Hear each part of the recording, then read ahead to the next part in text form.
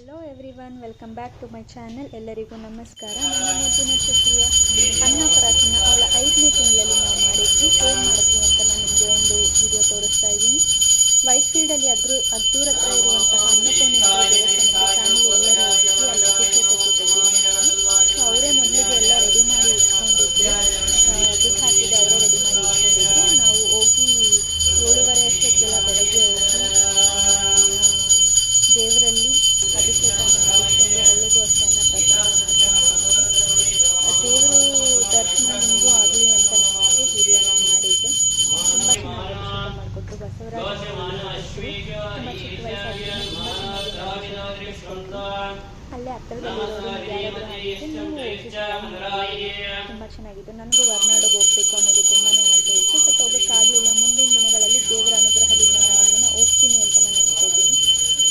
ಅನ್ನಪೂರ್ಣೇಶ್ವರಿ ತಾಯಿ ಕೃಪೆ ಎಲ್ಲರ ಮೇಲೇನೂ ಇರಲಿ. ಹೀಗೇನೆ ನೋಡಿ, ದೇವರು ಅಭಿಷೇಕವನ್ನು ಮಾಡ್ತಾರೆ. ಹಾಗೆ ಹೆಚ್ಚು ಬರೋತರ ಎಷ್ಟು ಚೆನ್ನಾಗಿ ಕಾಣ್ತಾ ಇದ್ದಾರಲ್ವ.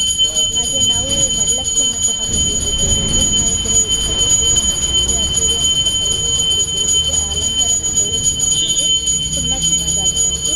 ಹೀಗೆ ಅನ್ನ ಪ್ರಾಶನ ಮಾಡುವಾಗ ಅವರ ಸೋದರ ಮಾವನ ತೊಡೆ ಮೇಲೆ ಕುಂಡ್ರಿಸ್ಕೊಂಡು ಅನ್ನವನ್ನು ತಿನ್ನಿಸ್ತಾರೆ. ಅಂದರೆ ನಾವು ಪ್ರಸಾದ ಮಾಡ್ಕೊಂಡು ಹೋಗಿದ್ವಿ ಮನೆಯಿಂದ, ಸ್ವೀಟ್ ಪೊಂಗಲನ್ನು. ಮಗುವಿಗೋಸ್ಕರ ಸ್ವಲ್ಪ ಚೆನ್ನಾಗಿ ಸ್ಮ್ಯಾಶ್ ಮಾಡಿ ಚೆನ್ನಾಗಿ ಬೇಯಿಸಿ ಸಪ್ರೇಟಾಗಿ ಮಾಡಿ ಬೇರೆಯವ್ರಿಗೆ ನಾರ್ಮಲ್ ಪ್ರಸಾದವನ್ನು ಮಾಡ್ಕೊಂಡು ಹೋಗಿದ್ವಿ. ಅದನ್ನೇ ಅವರು ತಿನ್ನಿಸಿದ್ರು. ಮುಂದೆ ನೋಡಿ ಹೇಗಿದೆ ಅಂತ.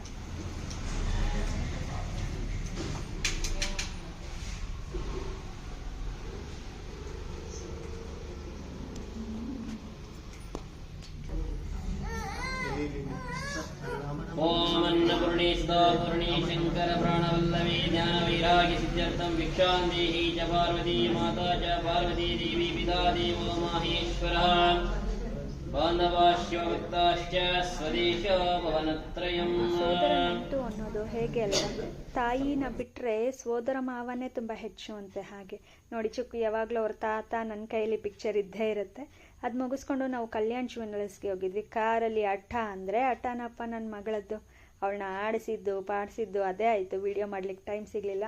ಆಮೇಲೆ ಅಪ್ಪ ಡ್ರೆಸ್ ತೊಗೋಬೇಕಿತ್ತು ತಮ್ಮನ ಮದುವೆಗೆ ಅಂಥೇಳಿ ರೈಮನ್ಸ್ಗೆ ಹೋಗಿದ್ರು. ಅದನ್ನು ತೊಗೊಂಡು ಬಂದರು, ಹೊಲಿಯೋಕ್ಕೆ ಕೊಟ್ಟಿದ್ರು. ಅದನ್ನು ತೊಗೊಂಡು ಬರೋಕ್ಕೆ ಅಂತ ಹೋಗಿದ್ರು. ಅಷ್ಟೊತ್ತಿಗೆ ನಾವು ಕಾರನ್ನು ಪಾರ್ಕ್ ಮಾಡಿ ಅಲ್ಲೇ ಎದುರುಗಡೆ ಇದ್ದಂತಹ ಶ್ರೀ ವಿಷ್ಣು ಗ್ರ್ಯಾಂಡ್ ವೆಜ್ ಹೋಟೆಲ್ಗೆ ಹೋಗಿದ್ವಿ. ತುಂಬ ಹಸಿವಾಗ್ತಾ ಇತ್ತು ಅಂತ ಎಲ್ಲರೂ ಬೇರೆ ಬೇರೆ ಐಟಮ್ಸ್, ಗೋಬಿ, ದೋಸೆ ಎಲ್ಲರೂ ಆರ್ಡ್ರ್ ಮಾಡಿದರು. ನನಗೆ ಮೀಲ್ಸ್ ತುಂಬ ಬೇಕಾಗಿತ್ತು. ಮೀಲ್ಸನ್ನು ಆರ್ಡ್ರ್ ಮಾಡ್ಕೊಂಡು ಫಸ್ಟ್ ತಿನ್ನೋಕ್ಕೆ ಸ್ಟಾರ್ಟ್ ಮಾಡಿಬಿಟ್ಟಿದ್ದೆ. ಅಷ್ಟು ಹಸಿವಾಗ್ತಾಯಿತ್ತು. ಫೀಡ್ ಮಾಡ್ತಾ ಇರೋ ಕಾರಣದಿಂದ ತುಂಬ ಹಸಿವಾಗ್ತಾಯಿತ್ತು ಅಂತ ತಿಂದೆ. ಅದೆಲ್ಲ ಮುಗಿಸ್ಕೊಂಡು ನಾವು ಕಲ್ಯಾಣ್ ಜ್ಯುವೆಲ್ಲರ್ಸ್ಗೆ ಹೋಗಿದ್ವಿ. ಕಲ್ಯಾಣ್ ಜ್ಯುವೆಲ್ಲರ್ಸಲ್ಲಿ ತಮ್ಮನಿಗೆ ಮತ್ತು ನನ್ನ ನಾದನೆಗೆ ಸ್ವಲ್ಪ ಒಡವೆಗಳನ್ನು ತೊಗೊಂಡಿದ್ವಿ. ಅದನ್ನು ತಗೊಳ್ಬೇಕಿತ್ತು, ಆರ್ಡ್ರ್ ಕೊಟ್ಟಿದ್ದೆದನ್ನ. ಸೊ ತೊಗೊಂಡು ಬರೋದಕ್ಕೆ ಅಂತ ಹೋಗಿದ್ವಿ. ಅವರೆಲ್ಲ ತಗೊಳ್ಳೋ ವಿಡಿಯೋ ಎಲ್ಲ ಮಾಡಲಿಕ್ಕಾಗಿಲ್ಲ. ನಾನು ಚುಕ್ಕಿನ ನೋಡ್ಕೊಂಡಿದ್ದೆ, ಸೊ ಅದು ನಿಮಗೆ ತೋರಿಸ್ತಾ ಇಲ್ಲ ನಾನು. ಅದೆಲ್ಲ ಮುಗಿಸ್ಕೊಂಡು ವಾಪಸ್ ಮನೆಗೆ ಬಂದ್ವಿ. ಆ ಮಧ್ಯದಲ್ಲಿ ಕಲ್ಯಾಣ್ ಜ್ಯುವೆಲ್ಲರ್ಸಲ್ಲಿ ಇನ್ನೊಂದು ಮಗುನ ಮೀಟ್ ಮಾಡಿದೆ. ಸೊ ನನಗೆ ಅವಳಿ ಜವಳಿ ಮಕ್ಕಳಂದರೆ ತುಂಬಾ ಇಷ್ಟ. ಅದನ್ನು ನಾನು ಚುಕ್ಕಿ ಜೊತೆಲಿ ಹಿಡ್ಕೊಂಡು ಫೋಟೋಸ್ ಹಿಡ್ಕೊತಾ ಇದ್ರೆ ನಮ್ಮಮ್ಮ ಅದನ್ನೇ ಹೇಳ್ತಿದ್ರು, ನಿನಗೆ ಅವಳಿ ಜವಳಿ ಮಕ್ಕಳಾಗಿರೋ ತುಂಬ ಚೆನ್ನಾಗಿರ್ತಾ ಇತ್ತು ಅಂತ. ನಾನು ಯಾವಾಗಲೂ ಅದನ್ನೇ ಬೇಡ್ಕೊತಾ ಇದ್ದೆ. ಇನ್ನೊಂದು ತುಂಬ ಇಂಪಾರ್ಟೆಂಟ್ ವಿಷಯ, ಅಮ್ಮನ ಮಡಿಲು ಟ್ರಸ್ಟ್ ಅಂತ ಒಂದು ಟ್ರಸ್ಟ್ ಇದೆ ನಿರಾಶ್ರಿತರಿಗೋಸ್ಕರ.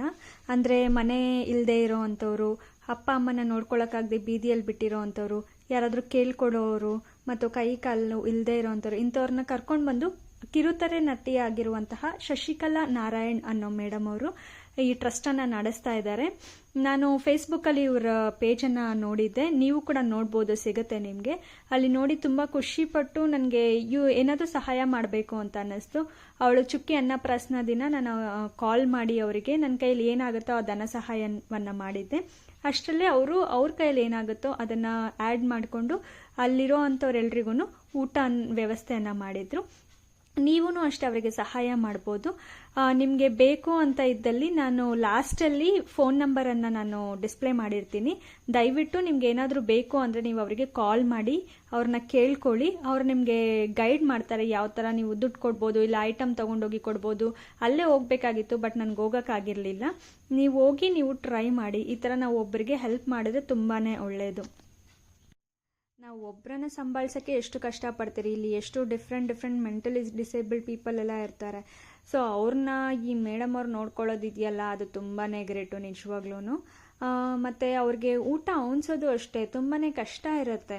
ಸೊ ಈ ಥರ ನಮಗೆ ಆದಷ್ಟು ನಾವು ಸಹಾಯ ಮಾಡಿದ್ರೆ ಯಾರೋ ಒಬ್ಬರಿಗೆ ನಮ್ಮ ಹೆಸರು ಹೇಳ್ಕೊಂಡು ತಿಂತಾರೆ, ಅದು ತುಂಬಾ ಖುಷಿ ಆಗುತ್ತಲ್ವ. ನೀವು ಈ ಥರ ಪ್ರಯತ್ನ ಪಡಿ.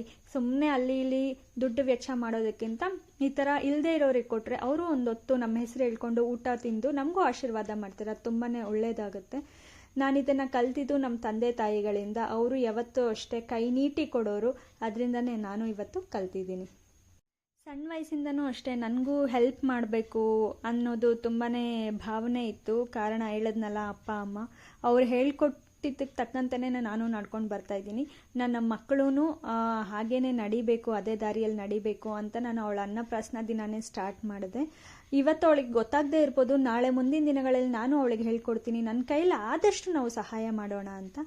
ಸೊ ಅದನ್ನೇ ಅವಳು ನಡೆಸ್ಕೊಂಡು ಹೋಗ್ತಾಳೆ ಅಂತಲೂ ನಾನು ಭಾವಿಸ್ತಾ ಇದ್ದೀನಿ. ನೋಡಿ ಊಟ ಎಷ್ಟು ಚೆನ್ನಾಗಿ ಕೊಡ್ತಾರೆ. ಒಂದು ಟೈಮು ಊಟ ಕೊಡಬೇಕಂದ್ರೆ ಎಷ್ಟು ಕಷ್ಟ ಇದೆ ಅಲ್ವ. ಈಗಲೇ ನಾವು ಕಾಸ್ಟ್ ಆಫ್ ಲಿವಿಂಗ್ ಯೋಚನೆ ಮಾಡಬೇಕು.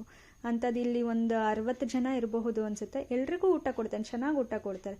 ಫೇಸ್ಬುಕ್ ಪೇಜ್ ಇದೆ, ನೀವು ನೋಡಿ, ನಿಮಗೆ ಗೊತ್ತಾಗುತ್ತೆ. ಡೈಲಿ ಲೈವ್ ಮಾಡ್ತಾರೆ, ನೀವು ನೋಡಿ, ನಿಮಗೆ ತುಂಬ ಚೆನ್ನಾಗಿ ಗೊತ್ತಾಗುತ್ತೆ.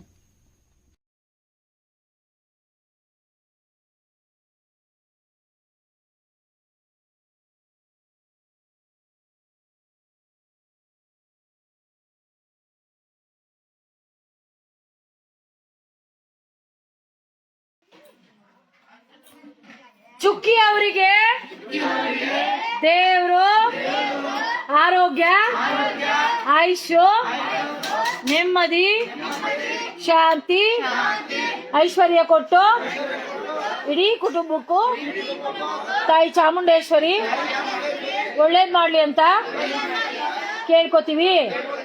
ಚುಕ್ಕಿ ಅವರೇ, ನಿಮಗೆ ತುಂಬು ಹೃದಯದ ಧನ್ಯವಾದಗಳು.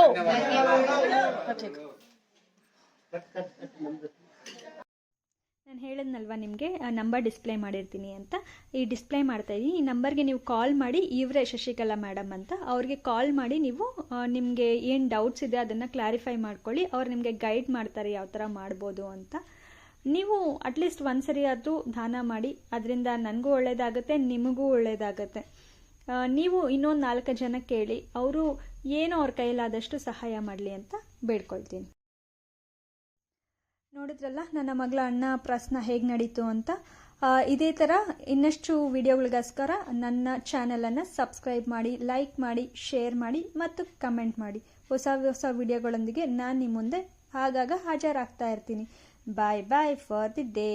ಆ ದೇವರು ಅನ್ನಪೂರ್ಣೇಶ್ವರಿ ಎಲ್ಲರ ಮೇಲೂ ಸದಾಕಾಲ ಆಶೀರ್ವಾದವನ್ನು ಇಟ್ಟಿರಲಿ.